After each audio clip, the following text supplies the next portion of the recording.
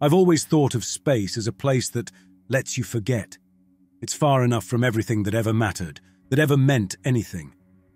Out here, in the void between planets, nothing from the past feels real. I told myself I'd be fine leaving Earth behind, my wife, our crumbling apartment, the promises we couldn't keep. I kept the wedding ring on my finger, a habit more than a symbol, a weight I didn't want to shed. It served as a tether to the life I was slowly trying to forget. Our ship, the Starlance, wasn't much to look at, but she was built to handle the toughest conditions deep space could throw at us. Compact, functional, and stripped of any luxuries, she was a workhorse meant for survival. We were heading for an uncharted planet in a distant corner of the galaxy, someplace too far out for probes to get a clean reading. High Command tagged it as potentially valuable, but they didn't bother telling us why. It didn't matter. We were explorers, and this was what we did, find the unknown and make it known. The crew was a mix of experience and nerves. I was the captain, holding together a group that had been patched up from different missions like a jigsaw puzzle missing pieces. There was Cole, our navigator, a straight shooter with a permanent squint like he was always calculating angles in his head. Lyle, the engineer, who treated the Starlance's engines like they were his own heartbeat, pulsing through metal veins. Anna, our medical officer, whose calm hid a razor-sharp mind that didn't miss much. Jared, the communications specialist, always muttering about signal decay and interference, as if he was arguing with the stars themselves. We weren't friends, but we worked. We trusted each other's skills, and that was more important than liking each other out here. Cryo-sleep had dulled the edges of time for us.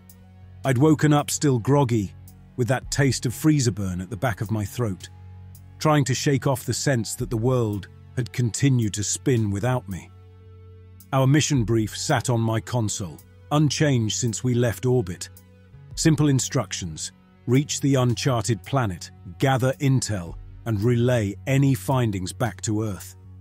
They didn't tell us to expect anything out of the ordinary, but in deep space, ordinary doesn't mean much. The first sign of trouble came with a shiver of static on the comms channel, a burst of distorted sound that made Jared sit up straight and go silent for once.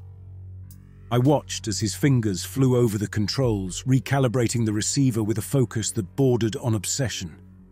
The rest of the crew drifted into the cockpit, drawn by the change in his demeanor. The same way people gather when they sense something bad is about to happen but don't know what to say. "What's wrong?"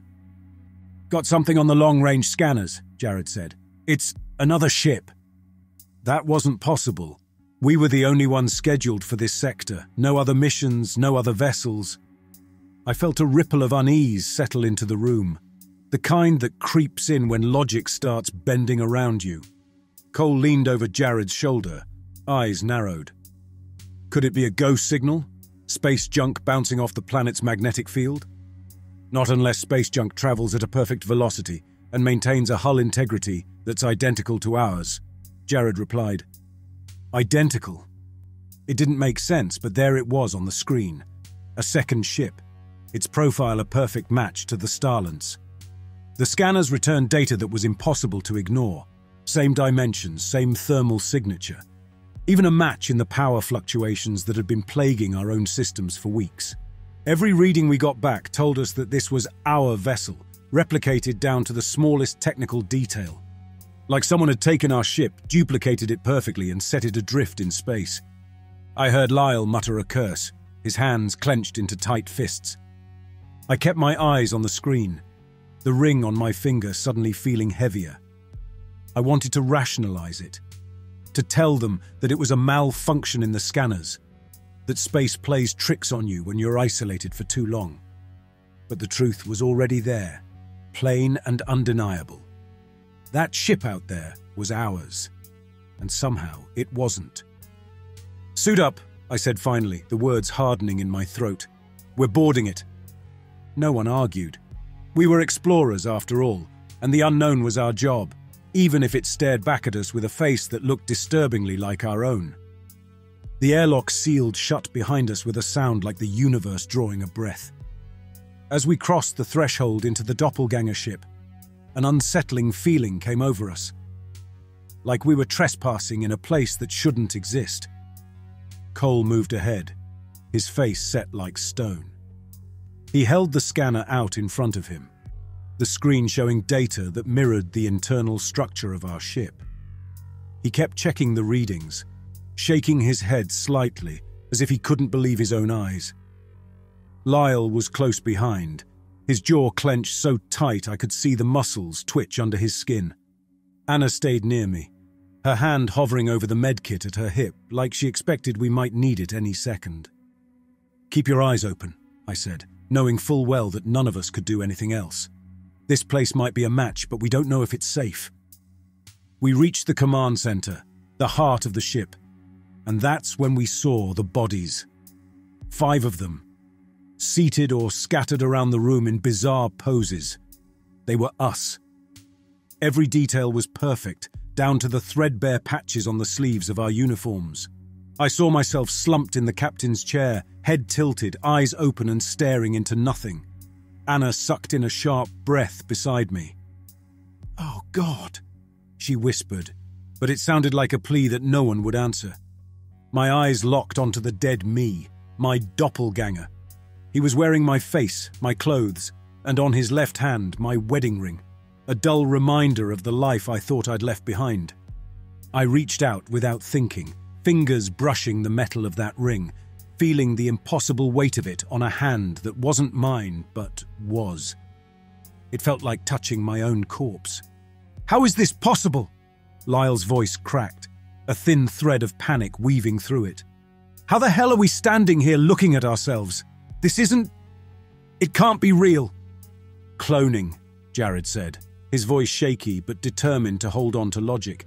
"It has to be some kind of advanced cloning tech. It's the only explanation that fits." Cole moved closer to his own counterpart, eyes narrowed, his scanner trembling slightly in his grip. He bent down, studying the dead man's face like it was a puzzle he'd been asked to solve. "Their faces," he said softly, pointing to a fresh cut across the cheek of his doppelganger. "That cut, I don't have it." He hesitated, turning his hand to reveal a faint scratch along his knuckles, then pointed at the deeper wound on his double's hand.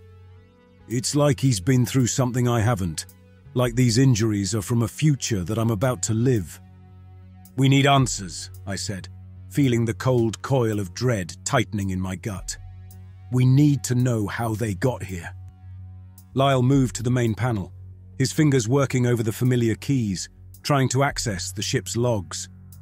The screen displayed lines of data that looked like the Starlance's own records, but scrambled, corrupted.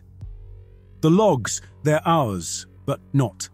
It's like someone took our journey and cut it into pieces, put it back together in the wrong order. Among the jumble of text, we caught fragments of log entries, dates, mission coordinates, and status updates that matched our journey but were jumbled, as if someone had taken our ship's history and scrambled it into nonsense. "How is that possible?" Jared asked, his voice strained, his fingers twitching over the console like he wanted to reach out and fix the chaos himself. "How can it be our logs if we've never been here before?" I watched as the data shifted again and a timestamp caught my eye. A timestamp from a date that hadn't happened yet. It was set in our future. "Did you see that?" Jared said, his voice rising a notch as he pointed at the impossible date. "That's us. It's recording what we haven't even done yet." Cole turned to me. "What now, Captain?" he asked, trying to mask the crack in his voice with forced sarcasm. "What's the plan when the only thing ahead is our own dead bodies staring back at us?" The silence was crushing as we stood in that room full of our own corpses.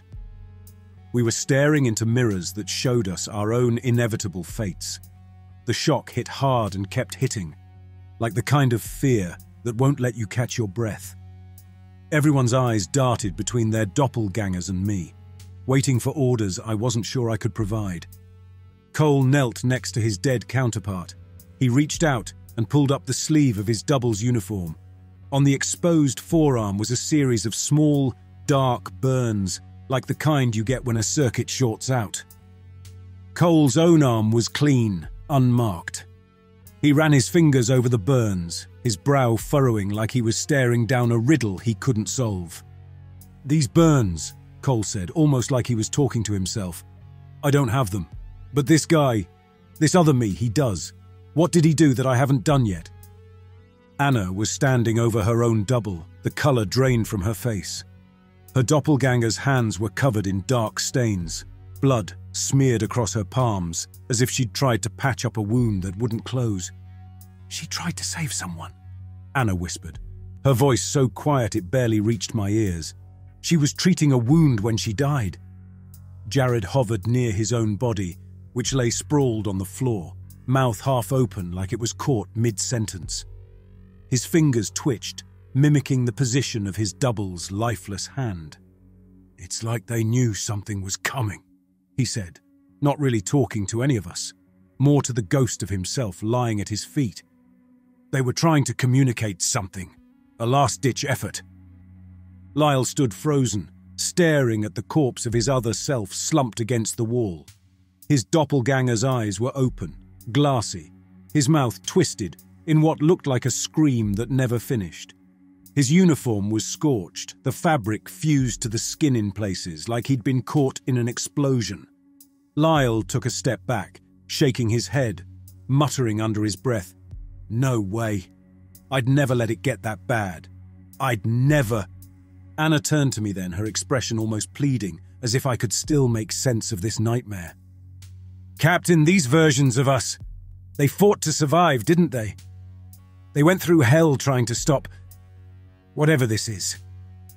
I looked down at my own dead face, my doppelganger's eyes staring blankly back at me. The sight of that wedding ring on his finger. It was like looking at a future that was already set in stone. A future I couldn't outrun no matter how fast I moved. "We need to understand how they failed. Whatever happened to them, it's waiting for us too, and we don't have time to sit here and let it come to us." Jared started sifting through the duplicate ship's logs again. He pulled up data that was scrambled, disjointed, like watching pieces of a puzzle being thrown at the wall. "Captain," Jared said, urgency creeping into his voice, "I think I've found something. Coordinates and timestamps that don't match up with where we should be. It's like this ship was tracking something, heading somewhere specific before it all went wrong." "Pull up the last known destination," I said, not letting my gaze waver from the screen, my dead self still imprinted on my vision like a brand. A map appeared, showing a point in space not far from the uncharted planet we were heading toward. It was marked with a red X. "That's right where the anomaly is, isn't it?" Lyle said. "It's pulling us in like a magnet." "Then that's where we go," I said, my decision coming down like a hammer. "If the answer's out there, we need to face it head-on before it swallows us whole." Cole straightened up, meeting my eyes with a steadiness that had been missing moments ago. "And if we end up like them?" he asked, jerking his thumb toward the corpses scattered around the room. "If we die in the exact same way? Then at least we'll know we fought to understand it. We can't let fear of the end keep us from figuring out why it's happening in the first place." There was a pause, the kind of silence that feels like the breath right before a plunge into freezing water. We all knew what was coming, what it might mean for us to face that anomaly. But the alternative was worse, stumbling blindly through this nightmare, never knowing what killed us or why. "Gear up," I ordered. "We're getting off this ship. We've got a rendezvous with our own deaths, and I'd rather meet them on our terms than wait for them to come find us." The crew didn't argue. The fear was still there, raw and exposed. But something else had taken its place. Determination, maybe. Or just the grim acceptance that whatever was out there, we were already a part of it, whether we liked it or not. I took one last look at my dead double. His eyes were empty, his face slack. But there was something in that blank stare that seemed to mock me. A message I couldn't quite read yet. It was like he was daring me to do better, to break free from this twisted reflection we'd stumbled into. But deep down, I wasn't sure if that was even possible. We left the doppelganger ship behind us, but it didn't feel like we were any safer back on our own. None of us spoke as we made our way through the airlock. I had the sinking feeling we hadn't escaped anything. We'd just delayed it. That wasn't some anomaly, Jared muttered. That ship. It was trying to show us something, trying to... Enough, Jared, I cut in. He flinched, but said nothing. I didn't blame him for grasping at theories, but the truth was, no theory was going to help us. We'd found our own bodies on that ship, and whatever had killed them was lurking ahead. That was all that mattered now. Back on the bridge, everyone went to their stations out of instinct, but no one was fully there. Captain, Jared said, I've isolated the anomaly's position. It's dead ahead, right where we saw it on the other ship's map. We're already within its pull. Plot a course directly to it. No deviations. If that thing is going to take us down, we're not going down blind. There was a pause. You sure about this? Lyle asked, his tone more bitter than questioning. We're heading straight for what killed them. You saw what happened to me. To him. He gestured at nothing, his mind clearly still on the scorched corpse of his doppelganger, the memory of that screaming face still fresh. We don't have a choice. If we stay here and wait, it's just going to tear us apart the same way it did to them. At least if we go to it, we might learn why. We might have a chance. The ship shuddered beneath us, a groaning sound that felt like the first sign of something giving way. Cole cursed and tapped his console. We've got minor fluctuations in the power grid, he said, trying to sound like it was just a normal malfunction. But the way he said it, too fast, too clipped, told me he didn't believe that. Keep an eye on it, I said, even though we all knew that wasn't going to help. As the anomaly drew closer, the sense of wrongness settled over the crew. We were still functioning, still carrying out tasks, but it was like we were just going through the motions, trying to keep our minds off the inevitable. My thoughts kept drifting back to the bodies on that other ship. I couldn't stop picturing my dead self, his blank eyes staring into the void, as if he'd seen something I was about to face and couldn't unsee. Captain, Anna said quietly, her voice pulling me from my thoughts. I've been reviewing the medical scans from the doppelgangers. They all died from different causes, some from blunt trauma, some from burns, others from what looks like rapid decompression. It wasn't a single event, it was multiple things happening at different times. Like the ship broke down, piece by piece, I murmured, the realization settling in. One failure after another until none of them stood a chance. Anna nodded. It's like the ship turned against them. Whatever this anomaly is, it didn't just kill them, it drove them into chaos first. As if in answer, the lights above us dimmed. Not a full blackout, just a brief stutter, but enough to make every single one of us stop and hold our breath. I glanced over at Jared. He was already at his console pulling up diagnostics. Nothing, he said after a beat. There's nothing wrong with the power grid. Everything's running normal. Then why do I feel like we're about to lose control of everything? Cole muttered under his breath. The ship groaned again, like something deep within its core was shifting. The controls in front of me blinked a few times before stabilizing. My hand instinctively went to my wrist, feeling the metal of my wedding ring, the only thing that still felt real. We're losing time, I said, forcing the words out. If this thing is messing with the ship, we need to get to the source before it tears us apart. What if we're already too late? Lyle asked. What if we're just repeating what happened to them? What if no matter what we do, we're already dead?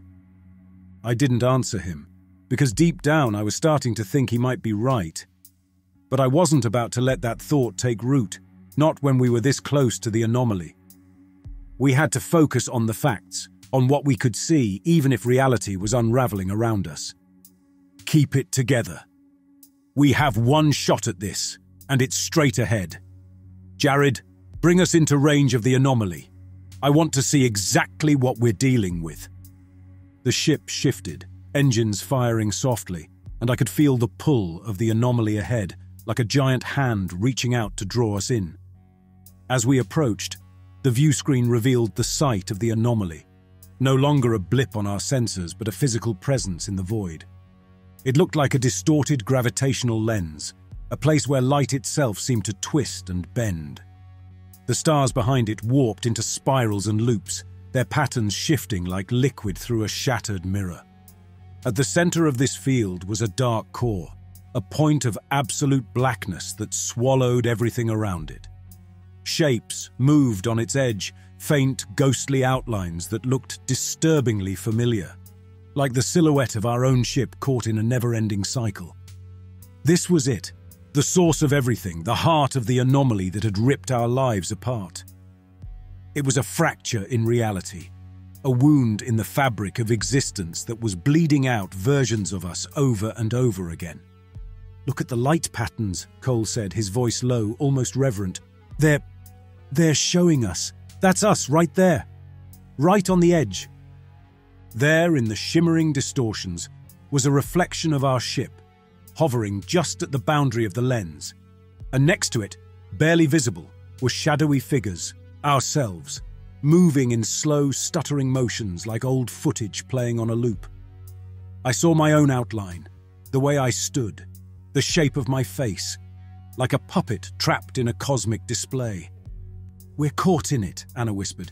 "It's reflecting us. It's trapping us in its cycle." Jared zoomed in on the core of the anomaly. It's recording us," he said. "Every move we make, it's feeding on it, replaying it, twisting it into 1,000 different outcomes. No matter what we do, we're just more fuel for it." "We're not just seeing our future," I said, the realization striking me like a cold knife. "We're seeing every possible version of it. Every way we can fail, every death we can die. It's all laid out in front of us." Lyle slammed his fist on the console. "This thing, this rift, it's using us like some kind of sick experiment. It's making sure that no matter what we do, we end up right back where we started." "How do we fight that?" Jared said, his voice cracking with desperation. "How do we fight something that already knows every move we're going to make?" I didn't have an answer, but I knew one thing for certain. We couldn't turn back now. We had to find a way to break the loop, even if that meant confronting the heart of this anomaly face to face. We were already deep inside its web, and if we were going to die, we'd die trying to tear that web apart. "Push us closer," I ordered, "right to the edge of that lens. We need to see if there's a way to disrupt it." The ship lurched forward, moving into the swirling distortion, and as we did, the view outside shifted again. The warped reflections of our ship twisted tighter, doubling and tripling, like an infinite hall of mirrors stretching into darkness. I watched as our outlines multiplied, each one morphing into another version of the ship full of us, all locked in the same doomed struggle. Then the shaking began. Not just the tremor of the ship's hull, but something deeper, like the vibrations of reality itself, quaking as the anomaly reached out to pull us in. Cole's voice was a tight rasp. "We're losing stability. The anomaly's messing with our systems. It's tearing them apart." Panels sparked, and I saw Lyle dive into the engine diagnostics. "We've got power fluctuations across the board," he shouted. "Engines are overheating. We're at risk of a complete systems failure." Anna's voice cut through the chaos. "If the anomaly destabilizes us, it'll rip the ship apart molecule by molecule. We won't even feel it when we die." This was the pattern. The way it tore down our duplicates piece by piece, turning every failure into a different kind of death. It was breaking us, like glass, fracturing under pressure, each shard reflecting another way to die. "Listen to me," I said. "The anomaly is using our data against us. It's predicting our every move because it knows us too well. If we're going to break this loop, we need to overload its senses, flood it with chaos it can't process." Jared's eyes widened, the hint of a realization sparking behind them. "You're talking about a data feedback loop. If we can flood the anomaly with false data, randomized patterns, conflicting scenarios, it won't be able to tell which version of us is real. It'll choke on the overload." "That's exactly what we need to do," I said, nodding. "We'll flood every channel, every sensor with garbage data. We force it to process millions of false outcomes at once until it loses its grip on us. Anna, Reroute the ship's data streams to generate randomized feedback, I ordered. Cole, scramble the navigation logs and set them to loop through every possible trajectory. Jared, jam the sensors with every conflicting signal you can pull from the anomaly itself. We're going to overload this thing's brain. We moved with a singular focus to throw a wrench into the gears of a machine that thought it had us all figured out. The lights on the bridge flared and dimmed as the data loop grew, the ship's systems straining under the weight of its own sabotage. As the feedback loop reached its peak, the anomaly wavered. Its distorted lens rippled, the reflections of our ship stuttering, glitching, as though it was struggling to keep up with the chaos we were feeding it. "Hold it steady," I ordered. "Keep flooding it. We're going to make sure this thing knows what real chaos looks like." I saw a crack, a momentary fracture in the anomaly's core, like a black mirror beginning to splinter. The outlines of our ship warped and then began to scatter, their forms unraveling into static. The crack in the anomaly's core widened. It was like watching a reflection shatter in slow motion. The swirling gravitational lens faltered, its spirals breaking into fragments, each piece spinning off into the void. The distorted images of our ship scattered like shadows hit by a sudden beam of light. We had it on the ropes, and I could feel the entire crew holding on to that sliver of hope like a lifeline. The ship's systems screamed under the strain, warning lights flashing in every corner of the bridge, but no one even flinched. We were in a fight with the anomaly now, and we weren't going to let up. Just when it seemed like we might actually break free, the anomaly fought back. It began to pull itself together, dragging the fragments back into its center. The spirals reformed, tighter, more concentrated, like a wound sealing itself shut. The shapes of our duplicates snapped back into focus, more vivid than before, their eyes staring at us with a kind of mocking awareness. The screens went haywire, every data feed we'd flooded into the anomaly suddenly rerouting back to us. It was like staring into a mirror that reflected not just our actions, but our thoughts, every decision we'd made spinning back at us in a chaotic blur. "It's adapting," Jared said. "It's using the data loop against us. It's learned how to turn our chaos into order." I felt the floor drop out from under me as the realization hit. The anomaly wasn't just recording us, it was evolving, twisting every attempt we made into another piece of the puzzle. Every action, every move we'd thought was ours was already woven into the pattern. "It's always one step ahead," I muttered, the truth sinking in. "It's not just reflecting our reality. It's feeding off it, shaping it, pulling us back into its cycle no matter what we do." The ship bucked violently, and I was thrown against the console, the wind knocked out of me. Sparks flew from the panels, and I heard Lyle cry out as he was slammed into the wall, the impact leaving him dazed and bloody. The anomaly was closing in, dragging us deeper into its gravitational grasp, the walls of the bridge warping as if the metal was bending to its will.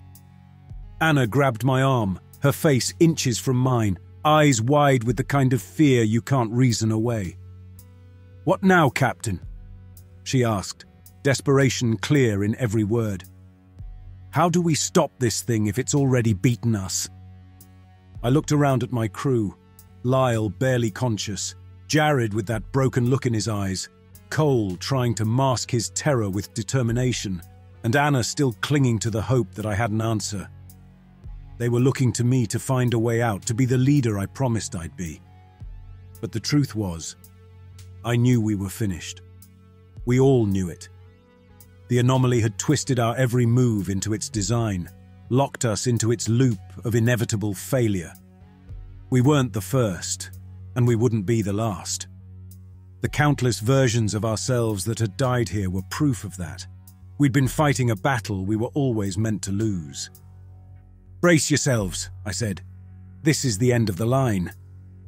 There was no defiance left, no last-ditch maneuver to save us. The anomaly surged one final time, its gravitational lens warping reality, and we were pulled into the black core. The ship's structure twisted, metal groaning as it was torn apart at the seams, the walls closing in like a vice. The lights on the bridge dimmed to nothing, leaving us in darkness. In those last moments, as the ship disintegrated around us, I turned to face the view screen. In the fading light, I could still see the reflection of our ship, distorted and fractured, the faint outlines of our own doppelgangers staring back. My own dead eyes seemed to meet mine across the void, a silent message buried in that final look. And then I understood. The truth that had eluded me all this time crashed down like a final blow. We weren't the original crew, we never had been. We were just another iteration, another cycle that the anomaly had created to feed its endless loop. Every death, every desperate attempt to escape had been nothing more than echoes of those who came before us. I wasn't even the first version of myself to die in this chair, and I wouldn't be the last. As the darkness swallowed us whole, I felt the ship shudder one final time, and then stillness. The cold, indifferent stillness of space. In that stillness, I saw a new ship on the scanner, identical to ours, appearing at the edge of the anomaly's grip. Fresh, untouched, a new crew awakening from cryosleep, unaware that they were about to live through the same nightmare. The cycle began again.